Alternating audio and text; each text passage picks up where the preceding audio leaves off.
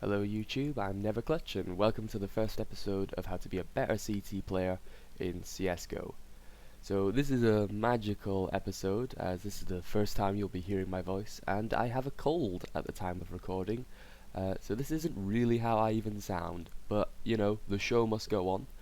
So today's topic is going to be all about positioning on Dust 2, and it seemed to me like the best place to start, as although it's the most popular map, I'm sure we all see a lot of players making a lot of very simple mistakes. And that's why I'm here with my lovely maps to help all my Silver Nova brethren and hopefully make you just a little bit better at the game. And who knows, but I guess we'll find out together if I can help you out. So firstly, we're going to look at the Dust 2 map, and these are basically my rules for the opening part of the game. So from spawn until we've finally got some intel about what the enemy team is doing, these are the sort of rules you want to follow when trying to take up positions. So, for example, let's look at A long. So, a good position to take on A long is marked by this blue dot, so this is one of our power positions. Playing here allows us to easily look into Longhouse and get a lot of intel very easily about the team, our enemy team, if they're coming A long. It's also, though, a power position because it's very easy to fall back from. A quick flash grenade and we can retreat back to maybe car or the other our other green position. So, crossing the amber line, we have other positions that we don't want to always go to, but they are still good positions. And using these every now and again is going to lead to, again, you varying your gameplay and getting better positions on the enemy sometimes. So we've got, for example, pit. So you wouldn't want to always run to pit every single round, because it's not a very good position to fall back from. There's nowhere to really go, and if you don't win the duel, you die. So it's not a great position, but it is if you use it every now and again. We then move on to a red line. So here we have the red line basically set up at the container, or basically at the corner.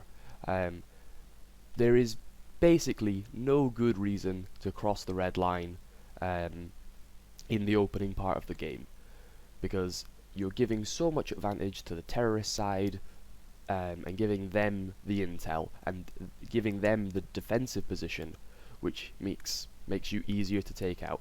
You've got nowhere to fall back from and just not even a very strong position that you can take. So never cross the red lines, sometimes cross the amber lines. We'll look at another example. So we'll look at the B site. So again, we're going to be on the B side. There are a lot of strong positions we can take. We'll look at these in game as well. So for example, we could play from window. Really nice strong position, easy to fall back and out of sight from, but we can watch tunnels very easily. We can even also contest mid quite well from windows, so it's quite a nice position. We then have our amber line. So crossing here, we could say hold up close on tunnels. We could even maybe get boosted up onto the box or play from car. Again, not that bad a position. The main reason we would want to play these all the time is they do become quite predictable.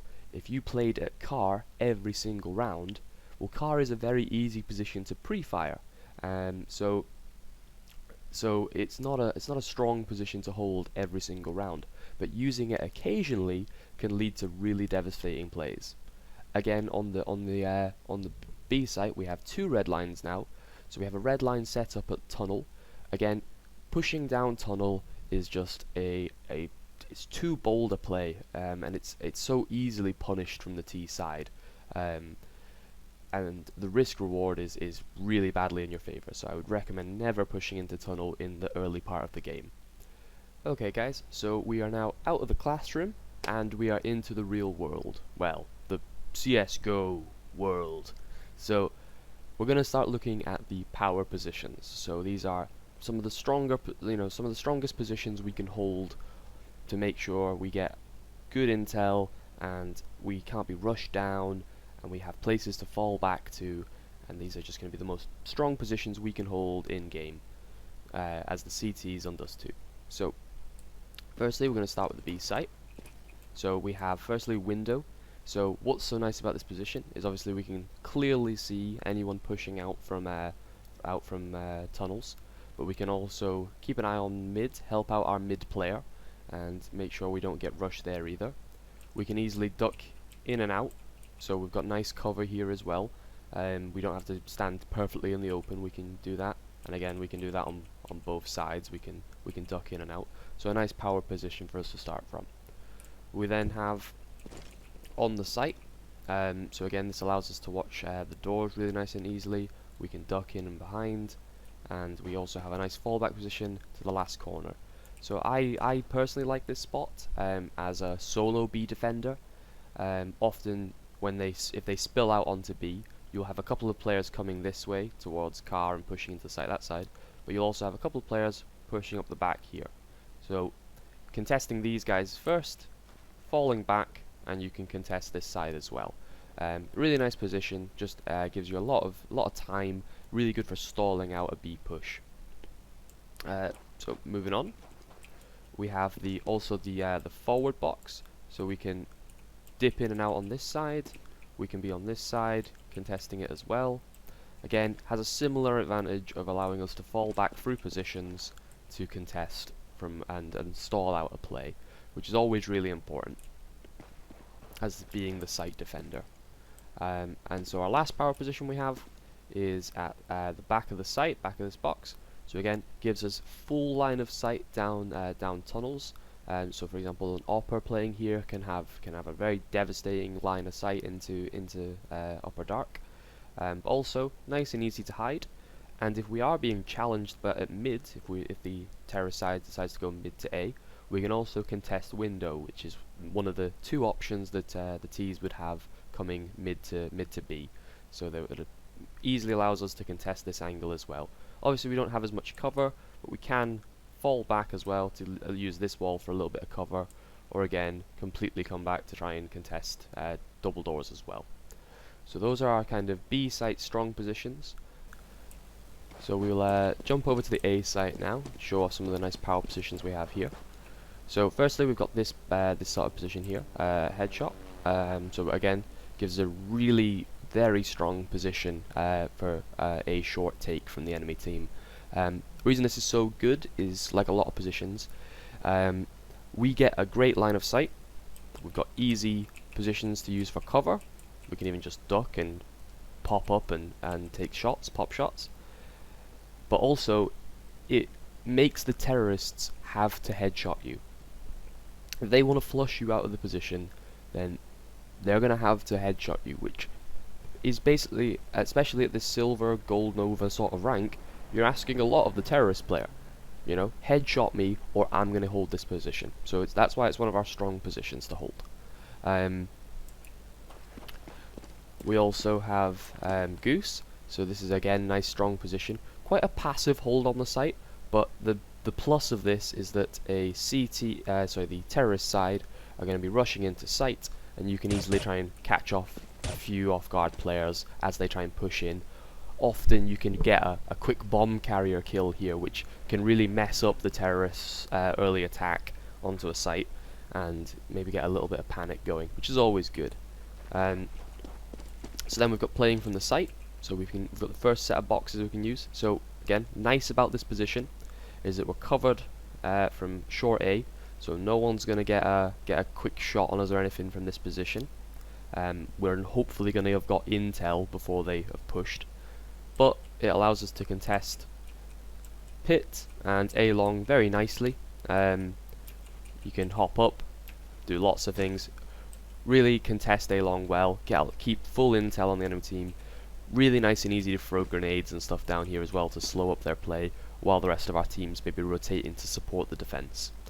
And again, if we were to be challenged from short A, we have the other box, so we're able to use this to dip in and out and attack the standard A short corner, but we can also dip out this way to contest them as they're pushing into site, again allowing us good control over the site while still having a strong defensive position. Often again, what you have sometimes got the chance of doing from this sort of position is trying to back up and get out of the site and maybe down into headshot to continue your fight, but again, good stalling out positions. And our last position on the A site is of course at the corner of A long. Very standard position, but for good reason. It gives you a great amount of intel about A long and if the enemy team is coming A long. But it's also very easy to fall back from. Flash grenades, smokes, anything like that can allow us to fall back maybe to car, fall back to this corner to again continue contesting, or even fall back to a more passive position and watch the cross. We could even really fall back into CT from here, again to watch the cross into A site. So now we've got mid, and genuinely on Dust 2, the mid player is often a hero of the map. He provides a lot of intel and holds a very strong position, so a good player here can really make all the difference.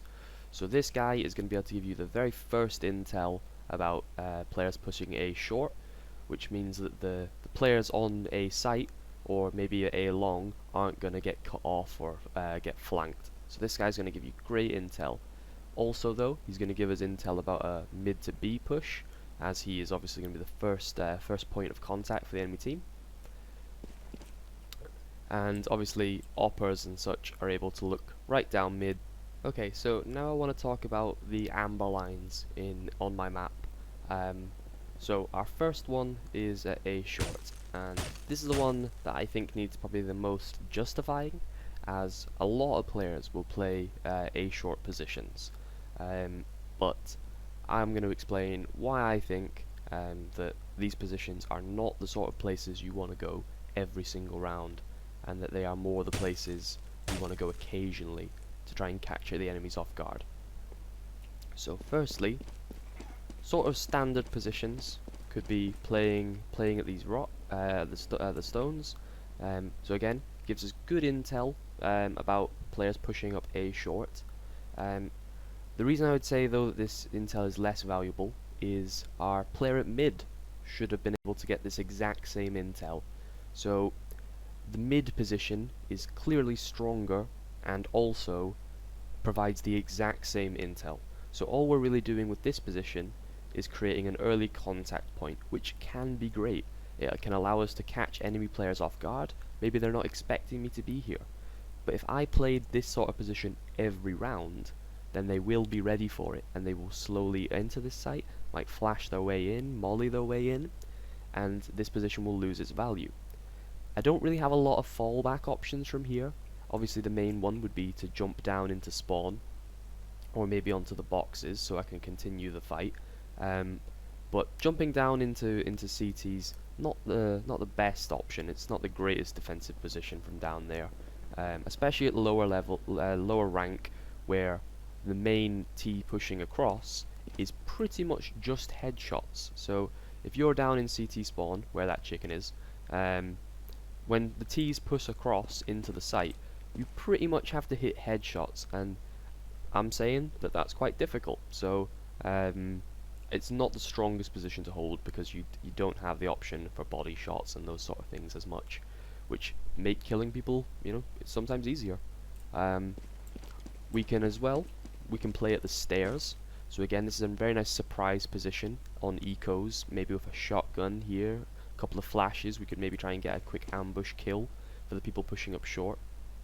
Again, the same problem as before. The intel we're gaining is nothing extra beyond what the player at mid would have told us, but in combination with a player at mid giving us the intel about a couple of people maybe pushing up short, we can of course flash our way out, ambush with a shotgun or an SMG, maybe try and get a couple of quick kills, and again then retreat upstairs and back into sight to try and hold the angle.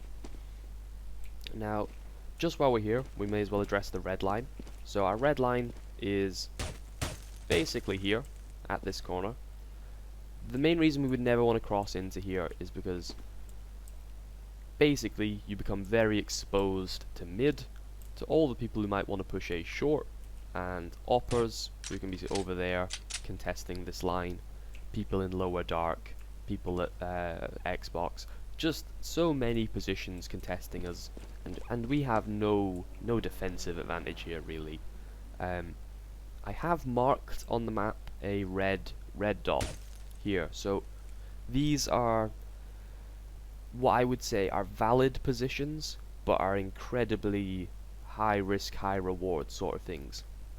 So for those of you who watch pro matches, you will often see an opper. They are boosted up from CT on these boxes, and they will quickly charge along here, pull out the op, and try and get a pick, maybe into mid, maybe into lower dark, and then very quickly fall back. And it is a high risk, high reward sort of position. That opper can obviously be easily contested, but again, done occasionally, this position can work brilliantly, and in many pro matches we'll see some of the best oppers in the world obviously pull off these shots. So I'll cover off the long one quite quickly. I don't think this needs as much explaining. Basically, the standard meet point for CTs and terrorists at A long is this corner. So by the time I can get to this corner, a terrorist can be in that doorway. So the reason we would not always want to push to pit or to that corner is because we have to run across this, or flash our way across, or smoke our way across against a player who's rushing. So it basically means that while we're in this section, we are heavily exposed to rushing players. So often getting into pit, making our way to this corner can be very risky. Again, our red line is set up basically here, so obviously we can occasionally use that position over there for an ambush. But basically our red position is here, mainly because, well, basically, what on earth am I going to do here? Contest the doorway, I guess? But it's not a good position, and obviously CTs going for a 1-for-1 trade is always bad for the CTs. Terrorists trading 1-for-1 gives them the advantage, and we'll cover that more often in a future episode, but easy enough to say, trading 1-for-1 is a T side advantage, not a CT.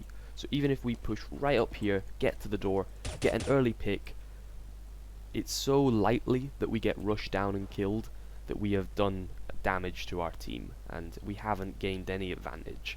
I suppose some intel, but that intel would have also been gained right back there in our power position. Double doors, mid doors. I feel like we have a CT player has an awkward relationship with you. You allow the T's to kill us from basically our spawn as we cross the B site, and more often than not we smoke you off, we flashbang through you, but we rarely push through you, and I think rightly so. I have marked mid doors as one of my amber lines, because I again would say that good players using it very sparingly can be rewarded. So as we push double doors, we could push into lower dark, and here's where all the reward is. We can push through lower dark, lower tunnels, up the stairs, and we can contest B, the B terrorist players. Remember though that CT players trading 1-for-1 is a detriment to their team. So it is bad for a CT player to come up here, get one kill, and then die themselves. Unless we're on an eco round and we're just trying to do some economy damage, we'll cover that sort of thing in later episodes. But in general, it is not ideal for the CTs to trade 1-for-1. That is why I have set our red line at the top of these stairs, basically. We don't want to push right up here and Rambo around trying to pick up lots of kills. What we're trying to do is sneak up here, get a quick kill, and then retreat back into lower dark. Hopefully, maybe even back into our side of the map, stealing a kill and giving us the advantage. For obvious reasons, I would say our red line is set up here. We would never want to push up here. We're just giving the terrorist op player so much time to kill us, and even if we make it, there's not a great deal we can do from up here. We can try and flank round the long A players, we can flank round into short, but holding from in the early part of the game, that's just not what you want to be trying to do. We're trying to gather intel here. We're not trying to kill all the players. So that's why our red line is set up in along mid here. We don't want to push this spot because it's just not giving us any major advantage, and the CTs need all the help they can get. So lastly, we have the B site. Like we were talking about in our example in the classroom, we have our amber positions of car maybe posted up at this corner very close, posted up at the other side, maybe boosted on top of the boxes. All these positions are good positions, but we wouldn't want to play them every round, and that's why our amber line is around here. On the B site, really, the site is your friend. It gives you strong positions to contest the tunnels, and that is going to be the bulk of what you need to do. But it also allows you to rotate to contest maybe the doors, or even fall back to here to contest window if a mid push happens. So that's why our amber line is there, because the site is our best friend. Our main red line is obviously to tunnels. The reason pushing tunnels is just not a good play in the early part of the game is there's so much to check, and often if we do find a player, we're gonna find a few, and the problem with that is, again, we might trade 1 for 1. So I come charging down tunnels through maybe my own team smoke, and I go, aha, quickly catch out the opper here. The problem is that his buddies kill me, and now we've traded 1 for 1, and that leaves maybe B site with no one defending it, or maybe just one other player. While the terrorists have 4 players who can now charge down tunnel and contest the site, really giving that one player a really hard time to hold the site. And hey, we might not even be playing 2 on the B side. We might have a more of an A stack and 1 mid player to support. So now I went and died on the B site, and our mid player has to try and basically fight for the site, which we wouldn't have done and wouldn't have had that problem if I hadn't have pushed through into tunnels. So that's been our first episode of how to be a better CT player in Counter-Strike Go. You'd think recording an outro would be easier than this, but this is the 3rd take at this, and it's gone wrong every time. Anyway, thanks for watching. Like and subscribe to the channel, it helps me out a bunch. I'm really hoping to get some nice comments and stuff. I'll really be interested on your feedback on how I've laid out the map. Have I missed any power positions? Do you think the sometimes cross and never cross lines should be in different positions? Totally let me know, because I'd be really interested to maybe to revisit Dust 2 with your feedback and see what we might have missed, what we could change, if there's any solid opinions out there. Besides all that, thanks for watching, and let's hope I don't have to do a 4th outro.